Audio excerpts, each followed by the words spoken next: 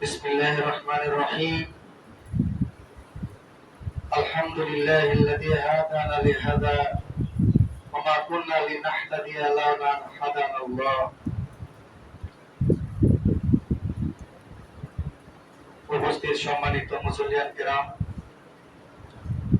আসসালামু আলাইকুম ওয়া রাহমাতুল্লাহি ওয়া বারাকাতুহু। আল্লাহ সুবহানাহু ওয়া তাআলার দরবারে লাখ কোটি শুকর আদায় করছি,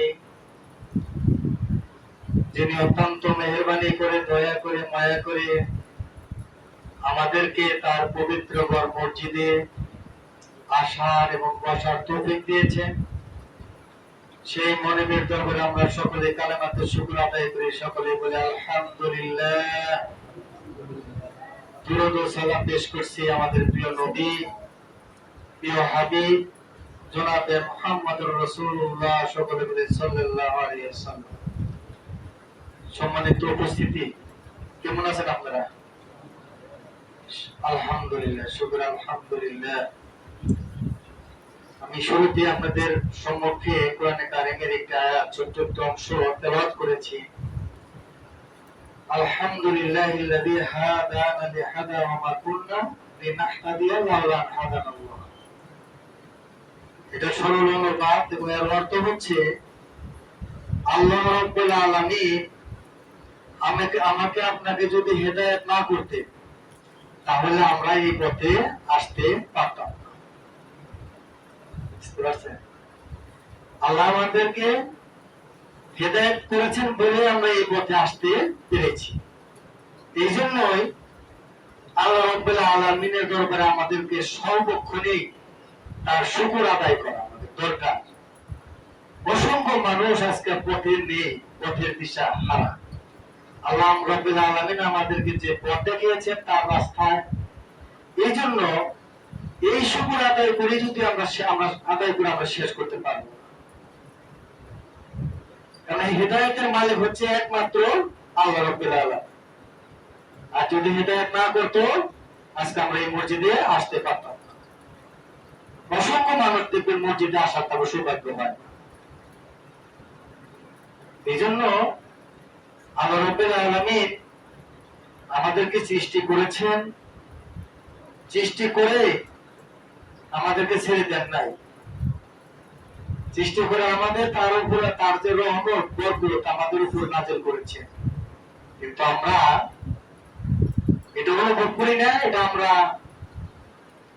বাস্তবে তার যে কাজগুলো করা দরকার সেগুলো আমরা করি না। কারণ আল্লাহ রাব্বুল আলামিন তার কোরআনে কারিমে অন্যত বলেছেন, আল্লাযী খালাকাল মাউতা ওয়াল হায়াতা লিয়াবলুয়াকুম আইয়ুকুম আহসানু আমালা। আল্লাহ রাব্বুল আলামিন তিনি যে আল্লাযী খালাকাল মাউতা, আল্লাহ রাব্বুল আলামিন আমাদেরকে যে সৃষ্টি করেছেন এবং মওত যে দেন, মাউতা ওয়াল হায়াতা লিয়াবলুয়াকুম আইয়ুকুম আহসানু আমালা।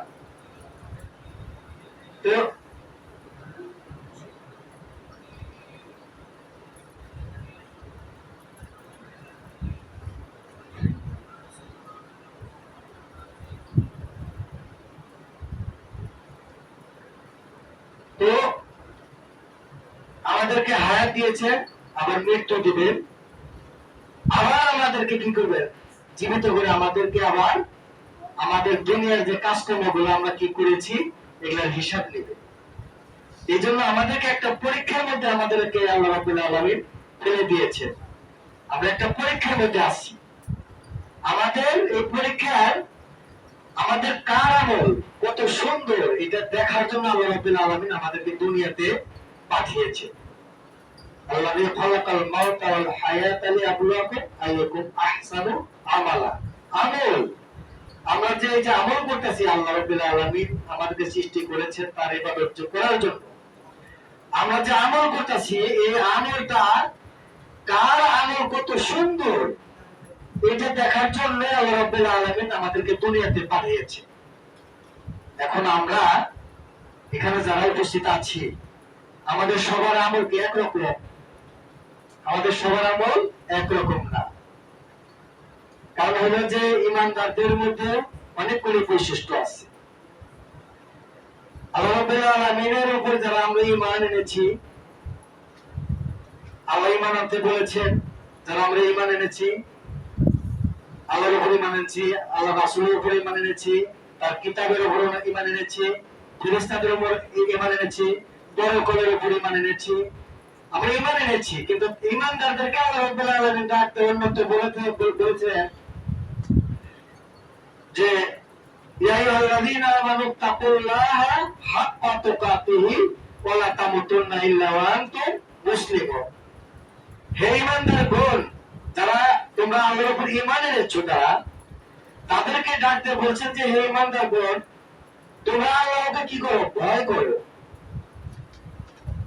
ইয়া আইয়ুহাল্লাযীনা আমানু তাকুল্লাহ, যে তোমরা আল্লাহকে বেশি বেশি তোমরা কি করো? ভয় করো। এবং তোমরা মুসলমান না হয়ে তোমরা মৃত্যুবরণ করো না। তাহলে এখানে আল্লাহ রাব্বুল আলামিন কি মেসেজটা দিলেন? যারা আমরা ঈমান এনেছি, যারা দাবি করি ঈমানদার আমরা, আল্লাহ রাব্বুল আলামিন বলেছেন যে তোমরা মুসলমান না হয়ে তোমরা মৃত্যুবরণ করো না। তাহলে মুসলমান ঈমানদারের মধ্যে কিন্তু পার্থক্য আছে, মুত্তাকি মধ্যে পার্থক্য আছে, মুহসিন পার্থক্য আছে।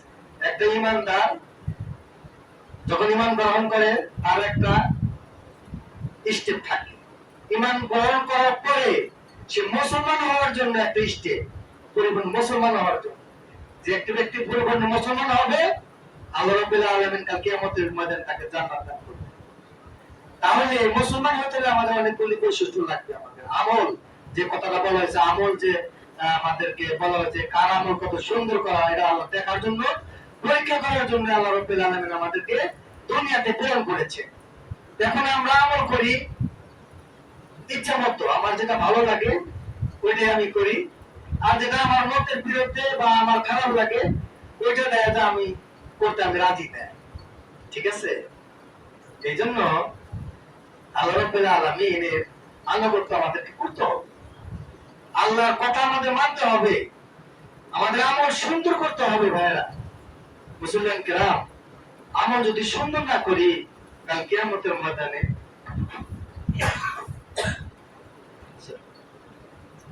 আমি আপনার আমল যদি সুন্দর না থাকে, অনেক আমল আমরা করতেছি কিন্তু আমল যদি ভালো না হয়, সুন্দর না হয়, অনেক আমল করে কোনো কাজ হবে না। এই জন্য হাদিসে আসছে যে অল্প আমলে, এটা কি প্রথম হুজুর প্রথম যে শিশুদেরকে শিক্ষা দেওয়া হয় যে, হ্যাঁ শিশুকে যে প্রথম বলা হয়েছে যে অল্প আমল নাজাতের জন্য যথেষ্ট, সেই আমলটা যদি হয় নিষিদ্ধ। ঠিক আছে? এই জন্য আমাদের আমল করতে হবে, সুন্দর করতে হবে আমল। আমি একজন মুসলমান, দেখা গেছে যে আমার সাথে আমার প্রতিবেশীর সাথে কোনো মিল নাই। আমি একজন মুসলমান, আল্লাহ রাব্বুল আলামিন আমাকে মুসলমান করে যে বলেছি, যে আল্লাহ আমাদের হিদায়াত দিয়েছে, এজন্য শুকরিয়া, আলহামদুলিল্লাহ। তাইলে আমার আমল যদি সুন্দর হয়, আমার প্রতিবেশীর সাথে তো আমার সম্পর্ক খারাপ হওয়ার কোনো কথা না। আর হাদিসে আসছে যে ওই ব্যক্তি মুমিন না, ওই ব্যক্তি মুমিন নয়, ওই ব্যক্তি মুমিন নয় যে ব্যক্তি তার প্রতিবেশীকে কষ্ট দেয়।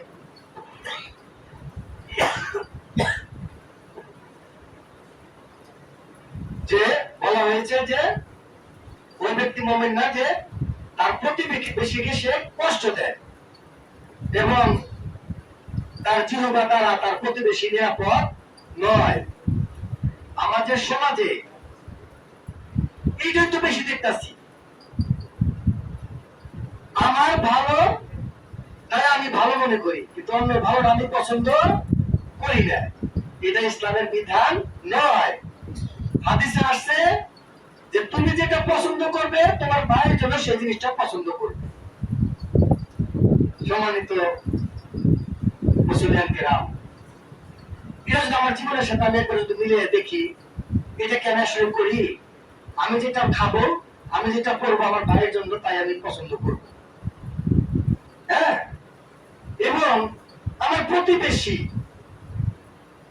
একটা মুসলমানের অনেকগুলো হক, তার মধ্যে একটা হক হচ্ছে তার প্রতিবেশী, সে যে ভালো খাচ্ছে পড়ছে, তার প্রতিবেশী কি ওভাবে আছে, খোঁজ খবর কি সে নিচ্ছে? এটা আমার দায়িত্ব এবং কর্তব্য আমলের মধ্যে। এই জন্য আপনি আমি দুনিয়াতে, দুনিয়াটা হচ্ছে ফেতনা, দুনিয়াতে ফেতনা, এটা ফেতনার জন্য তো আমাদের পরীক্ষার জন্য পাঠিয়েছে, পরীক্ষার জন্য আমাদেরকে পাঠানো হয়েছে এখানে। এই পরীক্ষা দিতে হলে আমাদেরকে ধৈর্যশীল হইতে হবে ভাইয়েরা। ধৈর্যশীল হইলে আমাদের আমল সুন্দর হবে। আমল যদি সুন্দর হয়, আমাদের জান্নাতের পথ পরিষ্কার। এজন্য আল্লাহ রাব্বুল আলামিন যেভাবে আমাদের নির্দেশ দিয়েছেন, সেইভাবে আমাদেরকে আমল করতে হবে। সম্মানিত ভাইরা, নিজের মন গড়া আমল করলে চলবে না। আল্লাহ রাব্বুল আলামিনের নির্দেশ হচ্ছে 5 ওয়াক্ত নামাজ পড়তে হবে প্রত্যেক মুসলমানের জন্য। যে ঈমান গ্রহণ করছে তার কাজ হবে প্রতিদিনের জন্য 5 ওয়াক্ত নামাজ তার জন্য ফরজ করে দেওয়া হয়েছে। 5 ওয়াক্ত নামাজ যখন ফরজ করে দেওয়া হয়েছে, তাহলে আমি আপনি 5 ওয়াক্ত নামাজ কি আমি পড়ি? এটা আমি প্রশ্ন করে আমার মনের সাথে, আমার দিলের সাথে, যে 5 ওয়াক্ত নামাজ আল্লাহ তাআলা ফরজ করেছেন, 5 ওয়াক্ত নামাজ আমরা কয়জন এখানে উপস্থিত যারা আছি, তারা 5 ওয়াক্ত নামাজ কি পড়ি? আলহামদুলিল্লাহ। যারা 5 ওয়াক্ত পড়ি তারা শুকর আদায় করুন আলহামদুলিল্লাহ। আল্লাহ রাব্বুল আলামিন আমাকে এই সুযোগ দিয়েছেন, আমি চেষ্টা করব আরো ভালো ভালো কিছু কাজ করার জন্য। খালি নামাজ পড়লাম আমি, ঠিক আছে, ওই যে বলছি মসজিদে আসলাম 5 ওয়াক্ত নামাজ পড়লাম, আমার প্রতিবেশী আমার খবর নিলাম না, এটা হবে না। আমার প্রতিবেশীরও আমার খোঁজ খবর নিতে হবে। এই জন্য হাদিসে আসছে যে আল্লাহ রাব্বুল আলামিন মানুষের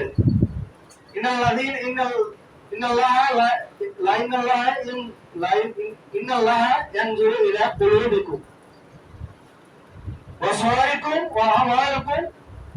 এখানে আল্লাহ রাব্বুল আলামিনের, আল্লাহ রাসূলের একটা হাদিস আসছে যে আল্লাহ রাব্বুল আলামিন কার চেহারা, সাওয়ারিকুম বুঝানো সুরুত, কার চেহারা কত সুন্দর আল্লাহ এটা কাল কিয়ামতের ময়দানে দেখবেন না। আমার আপনার চেহারাতে কার কতটুকু সুন্দর, সাওয়ারিকুম ওয়া আমালিকুম ওয়ালাকিন ইয়ানজুরু ইলা কুলুবিকুম ওয়া আমালিকুম। আল্লাহ রাব্বুল আলামিন কাল কিয়ামতের ময়দানে দেখবেন কার অন্তর, কার আমল কত সুন্দর, এইটাই দেখবেন। কার চেহারা সুন্দর, কার সম্পদ আছে না আছে, এটা কাল কিয়ামতের ময়দানে আল্লাহ রাব্বুল আলামিন দেখবেন না। কারণ হলো চেহারা সুরতের মালিক তো আল্লাহ।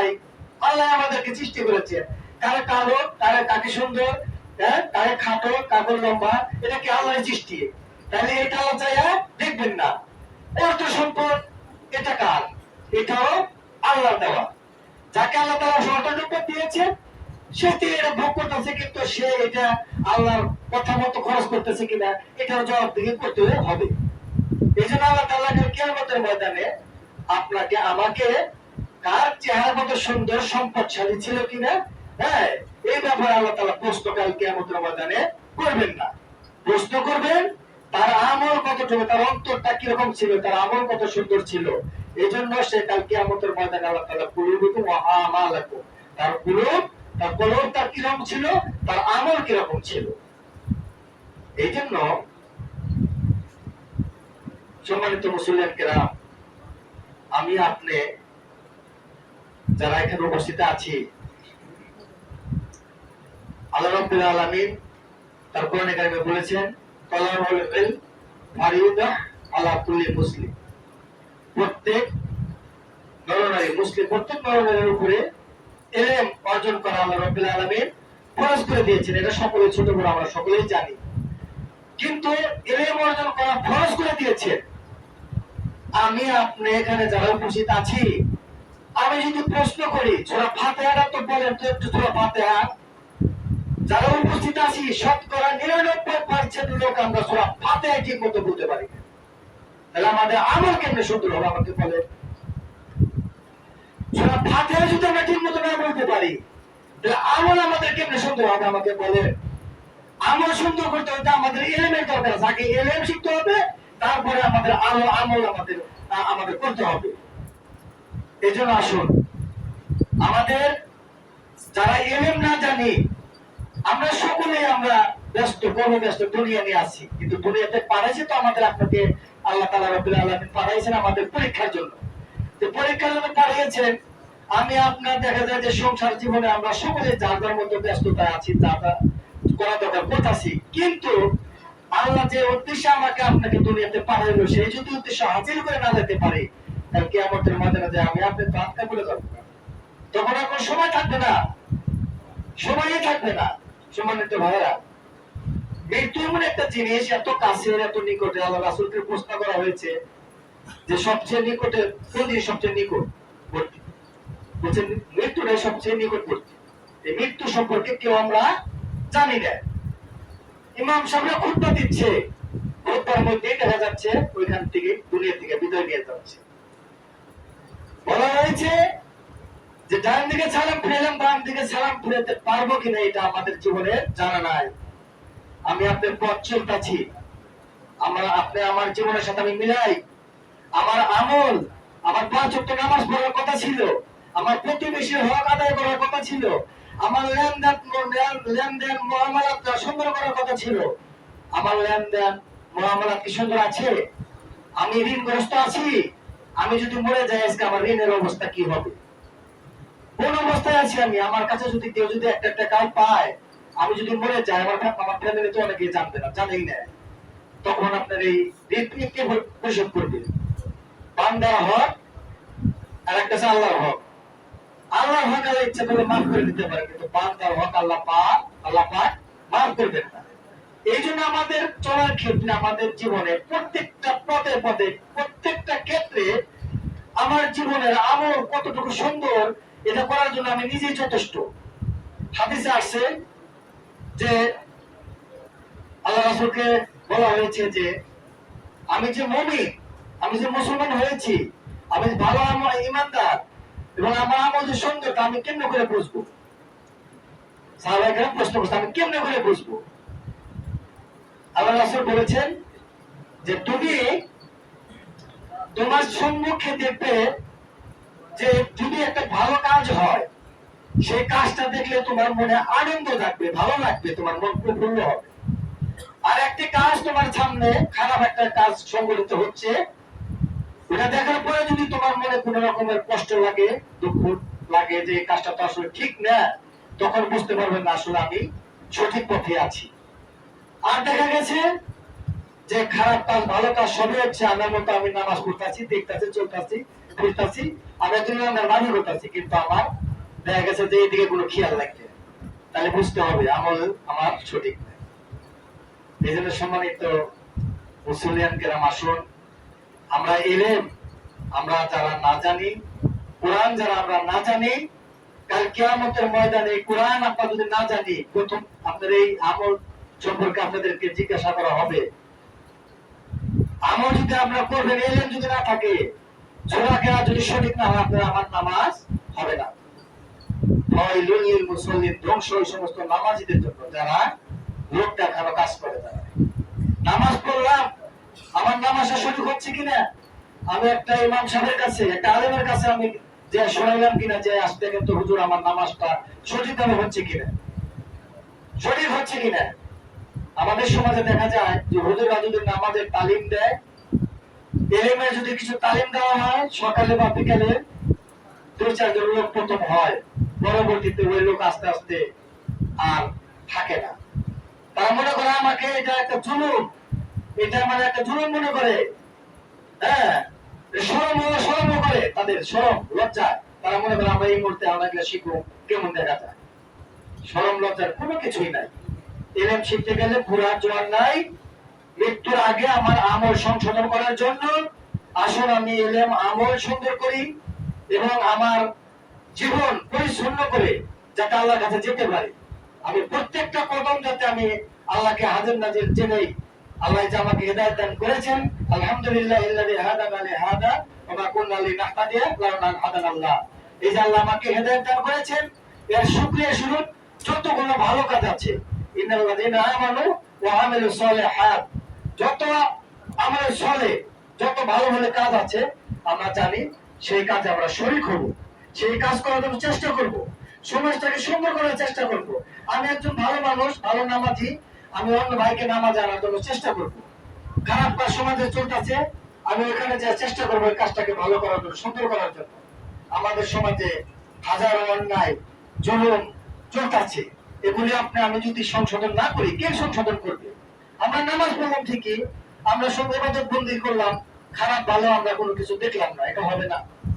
এজন্য আসুন, আপনি আমার জীবনে আমল আমরা সুন্দর করি, আমাদের জীবনকে সুন্দর করে করি। আজকে যদি আমার মৃত্যু হয়ে যায়, আমার হিসাব যাতে সুন্দর থাকে, আমার হিসাব সুন্দর থাকে, যাতে আমার আমল সুন্দর থাকে, মরার পরে কোনো দুঃখ থাকবে না। অনেক লোক হঠাৎ করে, আমি একটা ব্যবসা করি পার্কের বাজারে, আদি টাঙ্গাই, ওই লোক ব্যবসার ক্ষেত্রে লেনদেন করছে কিছু টাকা, সে আমাদেরকে না দিয়ে সে মৃত্যুবরণ করছে, জানেন যে মৃত্যুবরণ হবে, সে লেনদেন করছে, মৃত্যুবরণ করছে। খোঁজ খবর নিয়ে দেখলাম, লোক পাঠাইছে, আমার লোক পাঠাইছে, তাহলে বলো যায় তার বাসায় টাকাগুলো, ব্যাংকের হিসাব পাতির টাকা, বলছে যে তাহলে টাকাগুলা যাতে দেয়। যাই তার বাসায় যায়, দেখে ওই লোকের ঋণ, এই পরিমাণ ঋণ, আদি টাঙ্গাইল তার ব্যবহারে ভাড়া, তার বাসা তো মনে করেন 1-1.5 কোটি টাকার সম্পদ আছে সর্বনিম্ন। বাসা বিক্রি করেও তার ঋণ শোধ হচ্ছে না। অনেক লোক এসে বাসায় ভিড় করছে, তার বাসা বিক্রি করার পরে তার ঋণ শোধ হচ্ছে না। তাহলে আমরা তো মনে করেন যে অল্প কিছু টাকা পয়সা পাইতে, ধরেন যে যারা 20 টাকা পায়, তারা এসে ভিড় জমাইছে, বুঝছেন? ব্যবসা করতে অনেক বড় ব্যবসায়ী ছিল, পার্কের বাজারের সভাপতি ছিল, মৎস্য, সে এই সভাপতি এই পরিমাণ টাকা ঋণগ্রস্ত হয়ে মারা গেছে। তাহলে সে যে এই যে ঋণ হয়ে মারা গেল, তার জীবনটা কি? কিন্তু দেখা গেছে অনেক সুন্দর মানুষ, অনেক সুন্দর দেহের মানুষ ছিল, দেখতে আমি দেখলে ভালো লাগছে, আচার ব্যবহার খারাপ ছিল না, ভালোই লাগছে, কিন্তু এই যে ঋণ নিয়ে সে মারা গেল, তার জীবনের অবস্থাটা কি? এই জন্য সম্মানিত ভাইরা, এই ঋণের ব্যাপারে আপনারা খুব সিরিয়াস হবে। আমরা আমল যত কিছু করে ঋণের ব্যাপারে সিরিয়াস থাকবেন। আমাদের মৃত্যু কার কখন হবে, আমি মরে যাওয়ার পরে আমার ছেলে সন্তান, আমার ওয়ারিশরা এটা আদায় করবে কিনা, পরিশোধ করবে কিনা, আপনি আমার জানা নাই। এই জন্য আপনার আমার জীবন পরিশোধ করতে হলে এলেম জানতে হবে, এলেমের সাথে সাথে আমাদের আমল সুন্দর করতে হবে, তবে আল্লাহ রাব্বুল আলামিন আমাদের কিয়ামতের ময়দানে মাফ করে দিবেন। আল্লাহ রাব্বুল আলামিন আমাদের সকলকে তার দ্বীনি ইলম শিখে, তার কোরআন হাদিসের আলোকে আমাদের জীবন সুন্দর করার তৌফিক দান করুন, এবং সকলকে আল্লাহ রাব্বুল আলামিন কাল কিয়ামতের ময়দানে আমাদের সবাইকে মাফ করে জান্নাতে দেওয়ার তৌফিক দান করুন। সকলে বলেন আমিন। ওয়া আখিরু দাওয়ানা আলহামদুলিল্লাহি রাব্বিল আলামিন। আসসালামু আলাইকুম ওয়া রাহমাতুল্লাহি ওয়া বারাকাতুহু।